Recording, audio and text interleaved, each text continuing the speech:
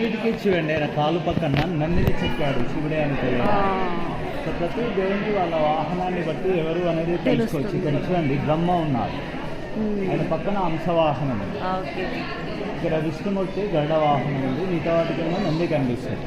So ప్రతి దేవుడిని వాళ్ళ వాహనాన్ని బట్టి ఎవరు అనేది తెలుసుకోవచ్చు. ఈ సూర్య డ్యాన్స్ ఇక్కడ గర్భగుడిలో గమనించండి సార్. మనం మిగతా టెంపుల్స్లో చూస్తే చీకటి ఉంటుంది, కానీ ఇక్కడ మార్నింగ్ నుంచి ఆ లైట్ దేవుడి మీద ఉంటుంది.